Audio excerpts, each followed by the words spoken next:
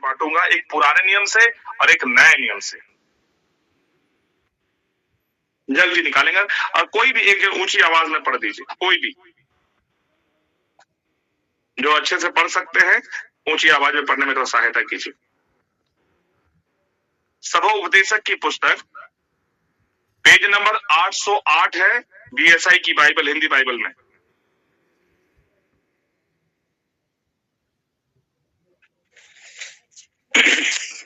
पांच का 1 से 7 तक। अच्छा, हम लोग सुनेंगे। जब तू परमेश्वर के भवन में जाए तब सावधानी से चलना, सुनने के लिए समीप जानना मूर्खों के बलिदान चढ़ाने से उत्तम है, क्योंकि वे नहीं जानते कि बुरा करते हैं। बातें करने में उतवाली ना करना और ना अपने मन से कोई बात उतवाली में परमेश्वर के सामने निकालना, क्योंकि परमेश्वर स्वर्ग में है और तू पृथ्वी पर है। इसलिए तेरा वचन तोड़े ही हो, क्योंकि जैसे कर्ज की अधिकता के कारण स्वपन देखा जाता है, वैसे ही बहुत सी बातों का बोलने वाला मूर्ख ठहरता है। जब तू परमेश्वर के लिए मन्नत माने तब उनके पूरा करने में विलम्ब न करना, क्योंकि वह मूर्खों से प्रसन्न नहीं होता। जो मन्नत तूने मानी हो उसे पूरी करना। मन्नत मानकर पूरी न करने से मन्नत का ना मानना ही अच्छा है, क्योंकि वचन कहकर अपने को पाप में ना हंसना और ना ईश्वर के दूत के सामने कहना कि ये भूल से हुआ। परमेश्वर क्यों तेरा बोल सुनकर अप्रसन्न हो और तेरे हाथ के कार्य को नष्ट करे, क्योंकि स्वप्नों की अधिकता से व्यर्थ बातों की बहुतेक होती है, परंतु तू परमेश्वर का भय मानना। आमीन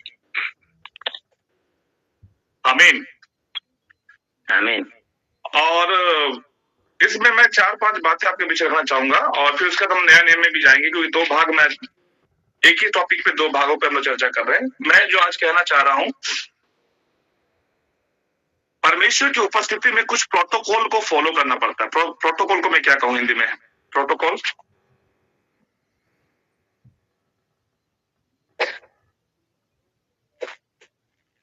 अगर किसी को समझ आ रहा तो बोल सकते हैं।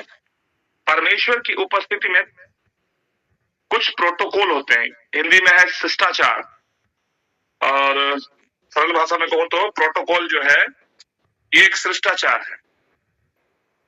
ओके, क्या लिखे हैं मैं तो दिख नहीं पाया, कोई मैसेज भेजा था। ठीक है, प्रोटोकॉल। प्रोटोकॉल का अर्थ होता है, थोड़ा याद करेंगे पीछे जाकर के, जब कोरोना काल था तो सरकार की तरफ से कुछ प्रोटोकॉल दिया गया था। क्या प्रोटोकॉल था?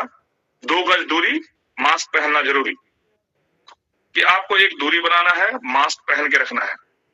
कुछ प्रोटोकॉल दिया गया था, आपको याद होगा। जो लोग कोरोना काल के समय में एक दूसरे से दूरी बनाना जरूरी था, मास्क पहनना जरूरी था, बार बार सैनिटाइज करना, और सामने किसी के सामने खांसना नहीं, छींकना नहीं, छूना नहीं, ये प्रोटोकॉल था। बैंक जा रहे हैं तो हर 1 गज 2 गज में एक सर्कल बना हुआ था कि आप उस सर्कल में ही खड़ा रहिए। लाइन में रहेंगे तो लाइन में भी दूरी बनाकर खड़ा रहिए, और किसी के साथ सटिए नहीं जल्दी से। और अगर आपको बुखार आ रहा तो जल्दी से जाकर आप टेस्ट करवाइए। तो ये प्रोटोकॉल था उस समय में, लगभग कोरोना काल के समय। उसको प्रोटोकॉल अंग्रेजी में बोलते हैं, या कुछ नियम था या कुछ कानून दिया गया था कि भाई इस कोरोना काल के समय में आपको इन सारे नियमों का पालन करना पड़ेगा। ठीक उसी तरह मैं जो आज आपको कहना चाह रहा हूं कि जब भी आप परमेश्वर की उपस्थिति में आते हैं, जब भी आते हैं, जब कभी भी आते हैं, तो कुछ प्रोटोकॉल है उसका पालन करना पड़ता है। कुछ बातों को आपको बहुत ध्यान देना पड़ेगा। आप इन बातों को हल्के में नहीं ले सकते, लाइटली नहीं ले सकते। क्यों नहीं ले सकते हैं? जब कोरोना काल में सरकार ने एक कानून या प्रोटोकॉल दिया तो हम लोग पूरा पालन किए।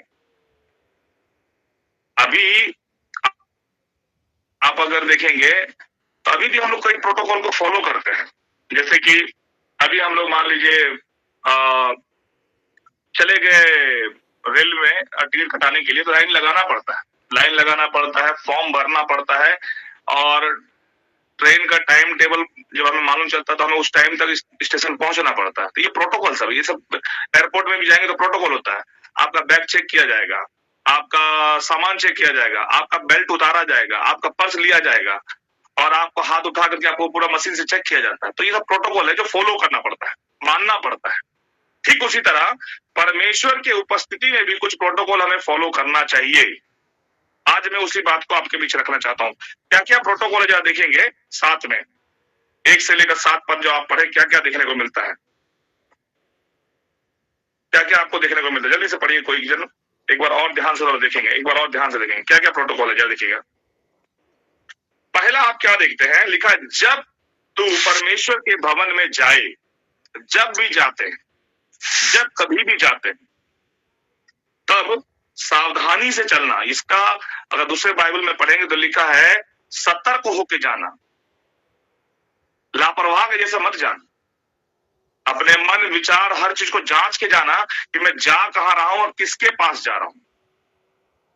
सिंपल सी बात है कि अगर आपको हेमंत सोरेन का ऑफिस जाना होता है तो आप जैसे तैसे नहीं जा सकते। हमारे सीएम के ऑफिस अगर आप जाना, आपको मौका मिला जाने के लिए, तो आप कुछ भी पहनकर, कुछ भी आप लेकर नहीं जा सकते। एक अपॉइंटमेंट होता है, एक टाइमिंग होता है कि आपको उसी टाइम में जाना है, और उनके सामने आपको डिसेंट होकर खड़ा होना होगा। उनके सामने आप ज्यादा हिल डुल नहीं सकते, टांग उठा के बैठ नहीं सकते, चिल्ला नहीं सकते, ऊंचा आवाज में बोल नहीं सकते। आपको अपने जीभ पर, अपने विचारों पर, अपना उठना बैठना, बाल सब पर ध्यान देना पड़ता है, अच्छे कपड़ों पर ध्यान देना पड़ता है। ठीक उसी तरह जब भी प्रभु के भवन में आते हैं तो पहली बात अपने दिमाग में ये सोच के आइए कि मैं स्वर्ग और पृथ्वी का बनाने वाला सर्वशक्तिमान सर्वोच्च परमेश्वर के पास आया हूं, कोई साधारण व्यक्ति के पास नहीं आया हूं, आम आदमी के पास नहीं आया हूं। पहला क्या क्या प्रोटोकॉल ध्यान देंगे। पहला बात, अपने पैरों की जांच करेंगे, अपने पैरों से सवाल पूछेंगे कि एक कदम तू किसकी ओर जा रहा है, किसके पास जा रहा है, कौन है वो कौन है। ये सवाल आपको अपने आप से पूछना है चाहिए कि मैं किसके ओर जा रहा हूं, किसके पास जा रहा हूं। इसलिए लिखा है सावधानी से चलना। ये जो वर्ड है चलना सावधानी से, उस जमाने में मंदिर जाने के समय में जो सुलेमान जब इस बात को लिख रहा है, तो मंदिर जाने के समय में पैर रखने का जो होता था स्टेप, सीढ़ी, पैर रखने का जो सीढ़ी रखने का जो होता ना, वहां पर एक निशान बना रहता था, निशान। अब वो निशान कैसा था, एक सीढ़ी में पैर रखे, फिर थोड़ा रुकने के बाद फिर दूसरी सीढ़ी थोड़ा दूर में होता था, वहां पैर रखते थे। यानी कि वो क्या कहना चाह रहा है, स्लोली स्लोली जाओ, धीरे धीरे जाओ। परमेश्वर की उपस्थिति में जब तुम जा रहे हो तो एक कदम चलो, रुको, सोचो, फिर आगे बढ़ो, फिर रुको, फिर सोचो, फिर आगे बढ़ो, फिर रुको, फिर सोचो। क्या सोचने के लिए कह रहा, जांच करो कि मेरा चाल चलन उसकी उपस्थिति में सही है या नहीं। जांचने के लिए कहा गया, सावधानी से चलना। किसकी जांच करें, पहला चाल चलन की जांच। जब भी प्रभु के उपस्थिति में आते हैं अपने चाल चलन की जांच करके आए, क्या मेरा चाल चलन परमेश्वर की उपस्थिति में जैसा होना चाहिए वैसा है या नहीं है। तैयारी मन में पहले से करके आए,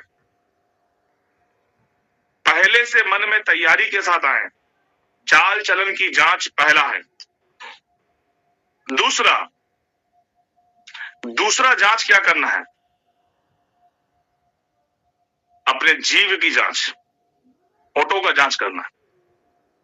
मैं बोलता हूं अपने जीव की जांच करें, क्योंकि आप किसके पास जा रहे हैं, स्वर्ग और पृथ्वी को बनाने वाला परमेश्वर, राजाओं का राजा, प्रभुओं का प्रभु, तीनों लोक का स्वामी। वो आपका दोस्त नहीं है, दोस्त है जरूर, लेकिन साथ ही साथ वो सर्वशक्तिमान ईश्वर भी है। तो आप किसकी जांच करेंगे? जीव की जांच करेंगे। क्या लिखा है? सुनने के लिए समीप आओ, सुनने के लिए समीप आओ, जाना मूर्खों के बलिदान चढ़ाने से उत्तम है, क्योंकि वे नहीं जानते कि बुरा करते हैं। बातें करने में उतावली ना करना,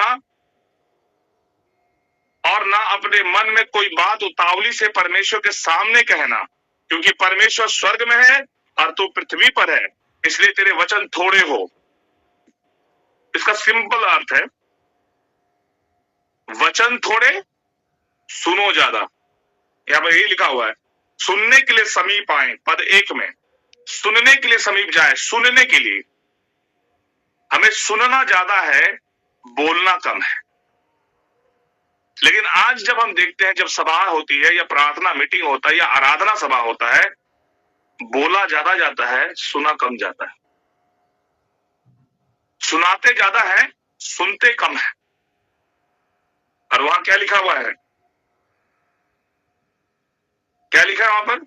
इसलिए तेरे वचन थोड़े ही हो, ज्यादा नहीं, थोड़ा। सिंपल मतलब है, तोल मोल के बोल, सोच समझ कर बोल, कुछ भी मत बोल, क्योंकि आप किसी आम व्यक्ति के सामने नहीं आए हैं, कोई आप दोस्त यार के पास नहीं आए हैं। दोस्त जरूर है वो, लेकिन मत भूलिएगा वो राजाओं का राजा भी है, प्रभुओं का प्रभु है और सर्वोच्च पदधारी है। ये बिल्कुल ऐसा है कि आपको मौका मिला है लोकसभा में, संसद भवन में, और आप वहां पर सोच समझ कर ही बोलेंगे। संसद भवन में आपको बहुत बोलने का मौका नहीं दिया जाएगा, क्योंकि वहां बहुत बड़े बड़े उच्च पद अधिकारी लोग बैठे हुए हैं, और वहां पर आपके पास टाइमिंग दिया जाता है कि आपको 1 मिनट टाइम दिया जाएगा और आपको 1 मिनट बोलना है। और उस 1 मिनट में जो भी बात कहेंगे, आप मुद्दे में कहेंगे कि मैं ये बात कहने आया हूं। आप ऊट पटांग नहीं बोल सकते, कुछ भी नहीं बोल सकते वहां पर। जो मन में आए वो नहीं बोल सकते। आपको अपने जीव को संयम में रख करके आपको थोड़ा समय में उन बातों को रखना है जो जरूरी है। और वही कहना चाह रहा है लेखक कि सुनने के लिए समीप जाओ और उसके उपस्थिति में थोड़ा बोलो, तुम्हारे वचन थोड़े हो। क्या लिखा है 2 पद में? बातें करने में उतावली ना करना, और ना अपने मन में कोई बात उतावली से परमेश्वर के सामने निकालना। नहीं निकालना उतावली से, कुछ भी मत बोल देना। अब बाद में हम लोग कहते हैं जीभ फिसल गया, जीभ फिसल गया मेरा। याकूब भी हमें सिखा रहा है ना, जीभ एक आग है। और आगे लिखा हुआ है, जब आप पढ़ेंगे, क्योंकि परमेश्वर स्वर्ग में है और तू पृथ्वी में। मत भूले वो कौन है, उसका स्थान कहां है, और आप कौन है और आपका स्थान कहां है। आप स्वर्ग में अभी नहीं है, आप धरती में ही है। आप अभी भी पापमय संसार में हैं। आप पवित्र स्वर्ग में अभी तक नहीं पहुंचे। इसलिए क्या हो, आपके बोल थोड़े होने चाहिए। तो मेरा दूसरा बात है, अपने जीव की जांच करें। जब भी प्रभु की उपस्थिति में आते हैं, थोड़ा बोले, साफ बोले, सटीक बोले, और जो जरूरत है वही बोले और उचित बोले। तीसरी बात, सचेत मन के साथ आए। पहला, चाल चलन की जांच करके आए। दूसरा, जीभ को संभाल के आए। तीसरा, सचेत मनसा के साथ आए। सचेत मनसा, अलर्ट माइंड, सचेत मन। ये सचेत मन जो बोलते हैं हम लोग, जागते रहो। नया नियम में लिखा जागते रहो, सचेत रहो, चौकस रहो, सावधान रहो, अलर्ट रहना चाहिए। आपके 5 इंद्रियां सतर्क रहना चाहिए, क्योंकि परमेश्वर कभी भी किसी के द्वारा कहीं भी कोई भी बात करने वाला है, तो क्या हम उसकी आवाज सुन सकते हैं? आवाज सुनने के लिए आपको सचेत होना पड़ेगा। मैंने पिछले बार कहा था 4 तरह की आवाज के बारे में। एक आवाज जो मनुष्य के मन से निकलता है, दूसरी आवाज जो चारों तरफ से आता है लोगों के द्वारा, नॉइज बोलते उसको, नॉइज है ना, शोर शराबा, समाज से, संसार से, रिश्तेदारों से और परिवार से, दुनिया से जो आने वाला आवाज है, दूसरा आवाज। तीसरा आवाज शैतान का आवाज, और चौथा आवाज परमेश्वर की आवाज।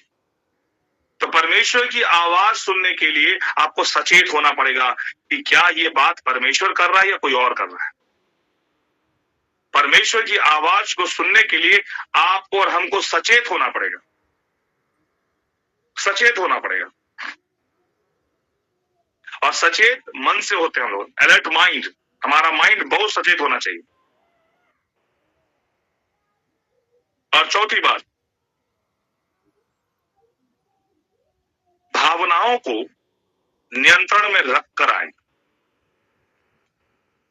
या भावनाओं को नियंत्रण में रखकर परमेश्वर के सम्मुख बैठे। भावनाओं को, अपने फीलिंग्स को, अपनी भावनाओं को संयम में रखकर प्रभु के सामने बैठे। यहां पर खंड में जब पढ़ेंगे तो यहां कौन सी भावना दिखा रहा है? उतावलापन, उतावली, उतावली में ना जाए, बातें करने में ना उतावली करें, ना उतावली में परमेश्वर के सामने कोई भी बात निकालें।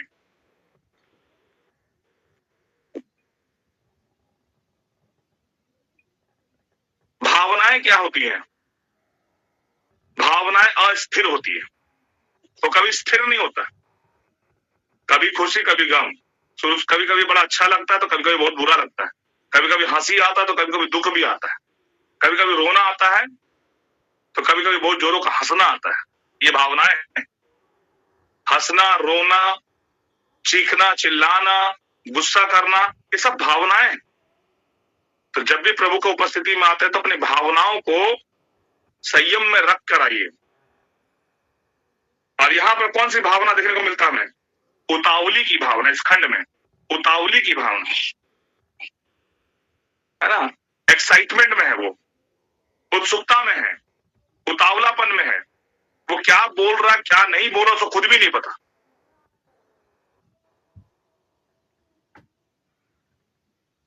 और पांचवी बात, अपनी कल्पनाओं को सही से जांचें। कल्पनाओं को भी जांच करें, कल्पनाओं की भी जांच करें। ईश्वर काल्पनिक नहीं है। हमारा जो ईश्वर है, जिस ईश्वर की हम आराधना करते हैं, वो सत्य ईश्वर है, सत्य है। वो मनुष्य की कल्पना से गढ़ा हुआ मूर्ति नहीं है, मनुष्य की कल्पना से बनाया हुआ कोई तस्वीर नहीं है, मनुष्य की कल्पना से बनाया हुआ कोई प्रतिमा नहीं है। तुम मूर्ति पूजा ना करना, वो काल्पनिक ईश्वर नहीं है। सॉरी, वो एक काल्पनिक ईश्वर नहीं है जो आप उसको कल्पना में गढ़ रहे हैं, बना रहे हैं, तस्वीर बना रहे, उसका इमेज बना रहे हैं, आंख बंद करके तस्वीर बनाकर कह रहे हैं कि ईश्वर तो ऐसा ही है। आप बोलेंगे यहां कहां लिखा है? 3 में लिखा हुआ है, क्योंकि जैसे कार्य के अधिकता के कारण स्वप्न देखा जाता है, वैसे ही बहुत सी बातों का बोलने वाला मूर्ख ठहरता है। सपना का पीछे, हर एक सपना को हम लोग कई बार उसको आत्मिक जीवन के साथ जोड़ने की कोशिश करते हैं, लेकिन बुद्धिमान राजा सुलेमान क्या कह रहा है? सुलेमान कह रहा है स्वप्न आने के पीछे का कारण है काम। वहां लिखा हुआ है, कार्य जब ज्यादा करते हैं, जब ज्यादा काम हम करते हैं, और काम कौन सा काम? हार्ड वर्क की बात नहीं करा जा रहा है। किसी भी विषय पर हम जब ज्यादा सोच विचार करते हैं तो वो हमारे ब्रेन के एक हिस्सा में सेव हो जाता है, और वो रात के समय स्वप्न के रूप में हमारे सामने आता है। तो सुलेमान वही कह रहा है, जैसे कार्य की अधिकता के कारण स्वप्न देखा जाता है, वैसे ही बहुत सी बातों का बोलने वाला मूर्ख ठहरता है। स्वप्न गलत नहीं है, स्वप्न स्वाभाविक है, और कई बार आध्यात्मिक स्वप्न भी होता है जिस स्वप्न में परमेश्वर कुछ कहना चाहते हैं। लेकिन राजा सुलेमान इस बुद्धि साहित्य में क्या कह रहा है कि ये कार्य की अधिकता के कारण हो रहा है। यहाँ जो स्वप्न है, काम बहुत ज्यादा लोड पड़ने के कारण स्वप्न दिख रहे हैं। और 2 बार स्वप्न के बारे में कहा जा रहा है, 2 बार कहा गया है, 3 पद में भी और 7 पद में भी, क्योंकि स्वप्न की अधिकता से व्यर्थ बातों की बहुतायत होती है। कई बार हम लोग जब प्रभु को उपस्थिति में आते हैं, पिछले रात कोई सपना देखा है, वही सपनों को आके सुनाते और कहते हैं कि हम तो सपना देखे हैं। और 2 बार ये चर्चा किया जा रहा है, 3 पद में भी 7 पद में भी। तो मैं आपसे यही कहना चाहता हूं,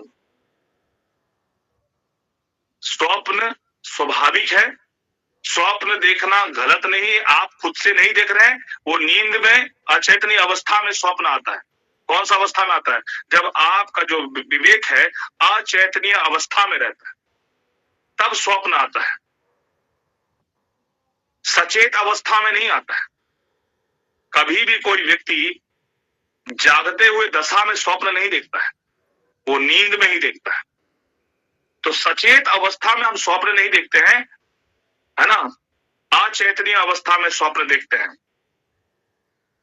तो स्वप्न देखने के बाद यहाँ क्या कर रहा है, यहाँ जो व्यक्ति के बारे में कहा जा रहा है, ये लोग स्वप्न देखकर बहुत सी बातों को बना बना कर बोल रहे हैं। सावधान, आप किसके पास आए हैं? सर्वशक्तिमान, सर्वबुद्धिमान, सर्वज्ञानी ईश्वर के पास।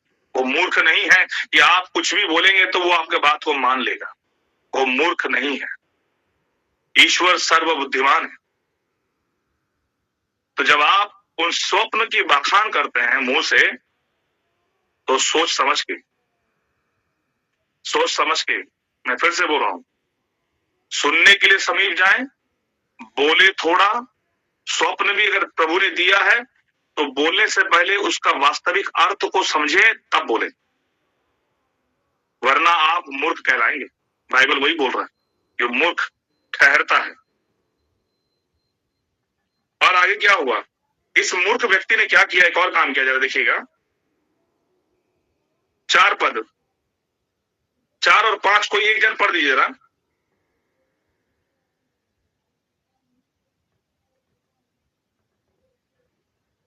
चार और 5 कोई एक जन पढ़ने में सहायता कीजिए। जब तू परमेश्वर के लिए मन्नत माने, तब उसके पूरा करने में विलम्ब ना करना, क्योंकि वह मूर्ख से प्रसन्न नहीं होता। जो मन्नत तूने मानी हो उसे पूरी करना। मन्नत मानकर पूरी ना करने से मन्नत का ना मानना ही अच्छा है। आमीन। आगे एक और वचन पढ़ दीजिए। कोई वचन कहकर अपने को पाप में ना फंसना, और ना ईश्वर के दूत के सामने कहना कि ये भूल से हुआ। परमेश्वर क्यों तेरा बोल सुनकर अप्रसन्न हो और तेरे हाथ के कर्ज को नष्ट करे। ओके, आमीन। जब हम इस बात को देख रहे हैं तो यहाँ एक और बात देखने को मिलता है। परमेश्वर की उपस्थिति में आकर, उतावली में आके, भावनाओं में बहकर, कल्पना और भावनाओं में बहकर, कभी कभी किसी का वचन सुनकर, किसी की बातें सुनकर, हम भावनाओं में बहकर परमेश्वर की उपस्थिति में मन्नत मान लेते हैं। सावधान, मन्नत क्या है? मन्नत मान लेते हैं। और क्या मन्नत मान लेते हैं? कभी कभी ऐसा होता है, हम लोग यहाँ भी ऐसा होता है, चर्च में आके लोग खड़े होकर क्या बोलते हैं, रो रो के बोलेंगे, अन्य भाषा में बोल बोल के बोलेंगे कि प्रभु ने मुझसे कहा मैं इसके लिए, भवन के लिए ये करूंगा, वो करूंगा, मैं आपसे 10 घंटा प्रार्थना करूंगा, अब से मैं 5 घंटा प्रार्थना करूंगा। ऐसे भवन में प्रभु की उपस्थिति में कई बार लोग बोलते हैं। कई बार लोग बोलते हैं मैं भवन के लिए ये दूंगा, मैं घर के लिए ये करूंगा, मैं प्रभु के लोगों के लिए ये करूंगा, बोल देते हैं भवन में, मन्नत मान लेते हैं। और आगे क्या लिखा है, मन्नत मानते तो पूरा करने में देरी नहीं करना। जो तुम अपने मुंह से कह रहे हो उसको पूरा जरूर करना। अगर आपने भी किसी को प्रॉमिस किया है कि मैं भवन के लिए, मैं पास्टर्स के लिए, मैं कलीसिया के लिए, मैं फलाना भाई के लिए, मैं फलाना बहन के लिए कुछ करना चाहता हूं, या भवन में आप बोले हैं, तो प्लीज उसके लिए कीजिए।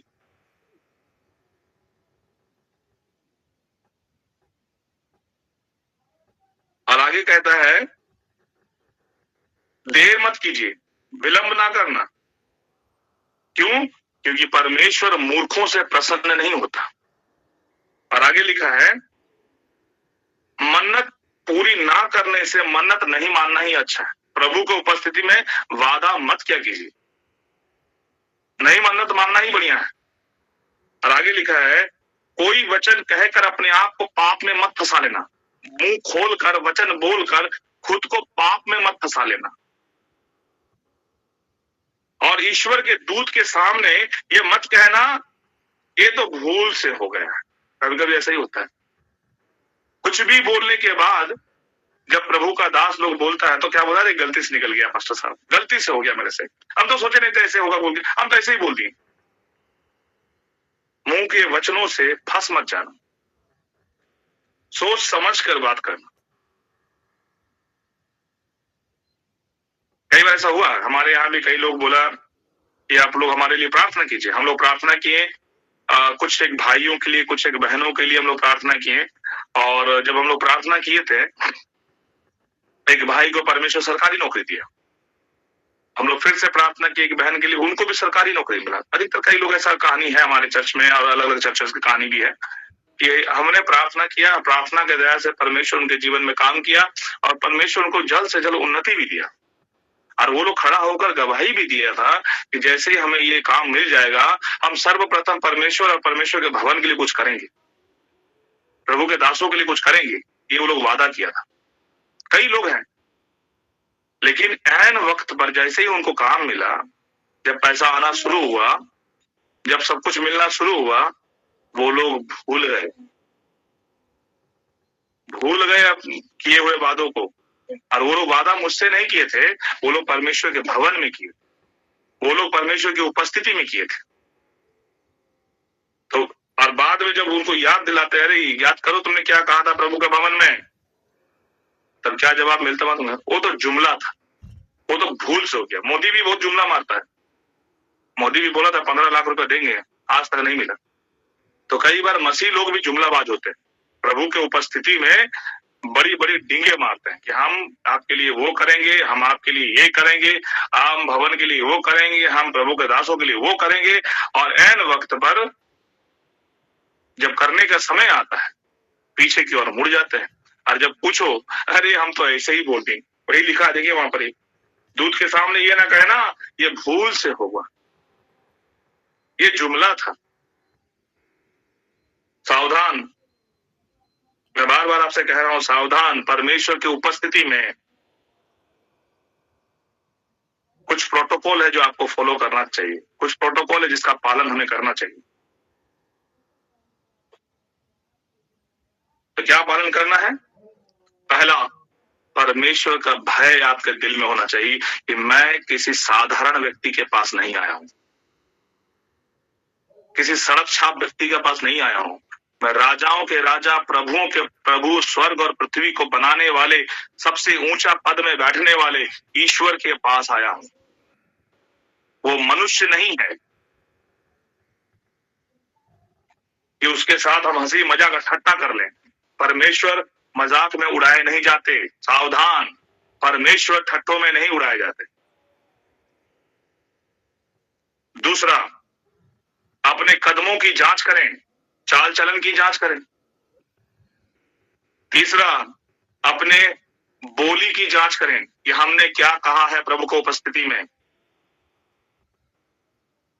चौथा, सचेत मन से बैठें,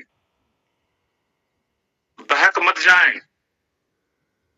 कई बार हम देखते हैं परमेश्वर की उपस्थिति में लोग बहक जाते हैं, बहकना नहीं हमें। शैतान ने हवा को बहका दिया, भ्रमित कर दिया, तो भ्रमित नहीं होना है।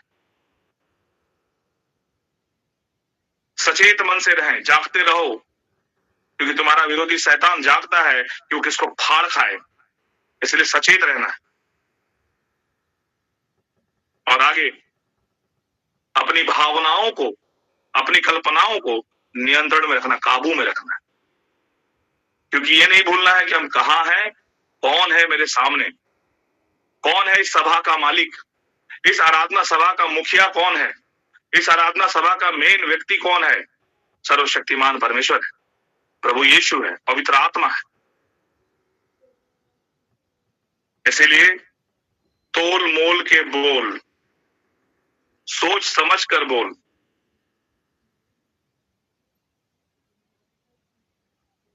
सात पद में लिखा है, परंतु तू परमेश्वर का भय मानना।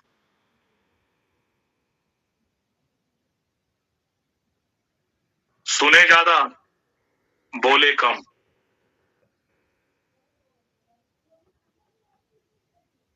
सुने ज्यादा, बोले कम। और जब भी प्रभु की उपस्थिति में आते हैं, सुनने के लिए आइए। आपका सुनने में ही आपका सफलता है, आपका सुनने में आपका सफलता है कि आज प्रभु तू मुझसे क्या कहने जा रहा है, इस साल तू मुझसे क्या कहने जा रहा है। आज 8 तारीख, वो कौन सी बात है जो तू मुझसे करने जा रहा है, जो मुझे ठीक करने की जरूरत है, जो मैं सालों से ठीक नहीं कर रहा हूं। प्रभु की आवाज सुनने के लिए आपके कान हमेशा खुले रहने चाहिए। जिसके कान हो वो सुन ले कि आत्मा कलीसियाओं से क्या कह रहा है।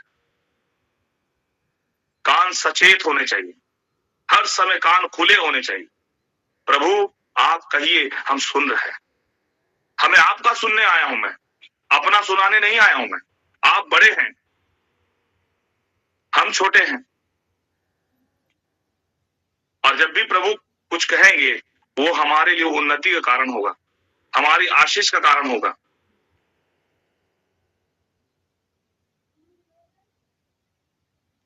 सुनने के लिए समीप जाएं, ऐसा लिखा है ना एक में, सुनने के लिए समीप जाना मूर्खों के बलिदान चढ़ाने से उत्तम है।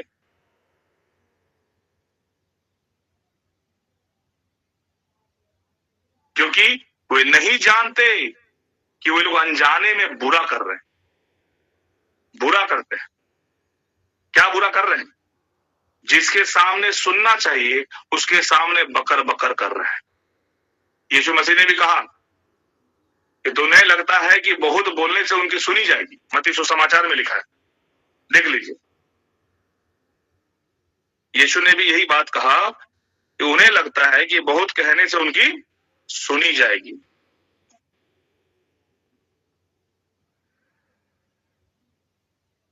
मत्ती सुसमाचार 6 अध्याय में लिखा।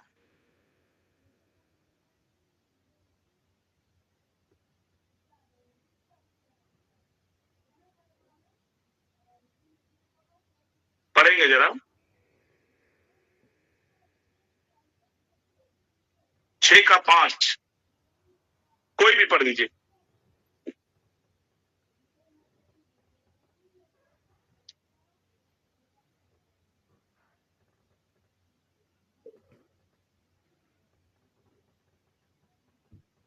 मेरी आवाज सुनाई दे रही है? हेलो जी जी पास्टर जी। हाँ, थोड़ा पढ़ दीजिए।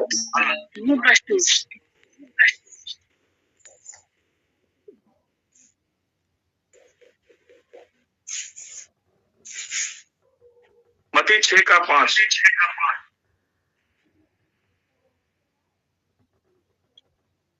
जब तू प्रार्थना करे तो कपटियों के समान न हो। 1 मिनट, 6 का 1 भी थोड़ा उसमें डाल दीजिए आप स्क्रीन में, ताकि 6 का 1 में मैं कहना चाहता हूँ उसको देख पाएंगे लोग।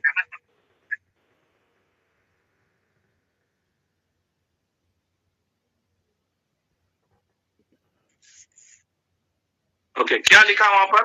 6 का 1। सावधान रहो, बस सावधान रहो, सावधान रहो। 5 पद पढ़िए। जब तुम प्रार्थना करे जो तो कपटियों के समान ना हो, क्योंकि लोगों को दिखाने के लिए आराधनालयों में और सड़कों में मोड़ों पर खड़े होकर प्रार्थना करना उनको अच्छा नहीं लगता। अच्छा लगता है। अच्छा लगता है। मैं तुमसे सच सच कहता हूँ कि वे अपना प्रतिफल पा चुके। आमीन। आगे पढ़िए। आगे, परंतु जब तुम प्रार्थना करे तो अपनी कोठरी में जा और द्वार बंद कर के अपने पिता से जो गुप्त में है प्रार्थना कर। तब तेरा पिता जो गुप्त में देखता है तुझे प्रतिफल देगा। प्रार्थना करते समय अन्य जातियों के समान बकबक ना करो, क्योंकि वे समझते हैं कि उनके बहुत बोलने से उनकी सुनी जाएगी। इसलिए तुम उनके समान ना बनो, क्योंकि तुम्हारा पिता तुम्हारे मांगने से पहले ही जानता है कि तुम्हारी क्या क्या आवश्यकताएं हैं। आमीन। लागूकरण क्या है कि तुम्हारा स्वर्गीय पिता जानता है। उनके समान मत बनो। यीशु मसीह कह रहे हैं उनके समान मत बनो। किनके समान ना बने? पहला, फरीसियों के समान। फरीसी क्या करते हैं? दिखाते हैं कि हम लोग को प्रार्थना करना आता है। दूसरा, अन्य जातियों के समान ना बने, क्योंकि अन्य जातियों को लगता है कि बहुत देर तक बोलेंगे तब प्रार्थना सुना जाएगा। ये गलतफहमी को निकाल देना हम लोग को दिमाग से।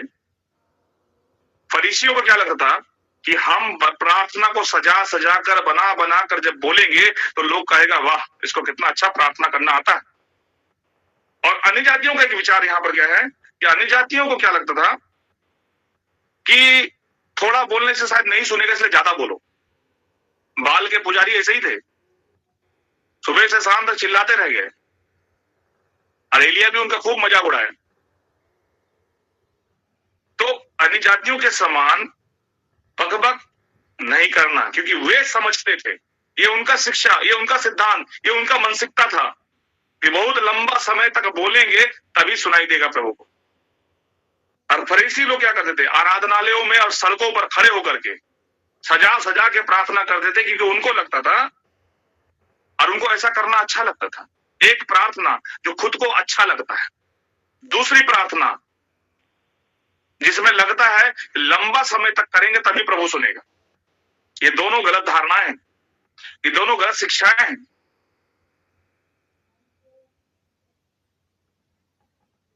उनके समान मत बनो।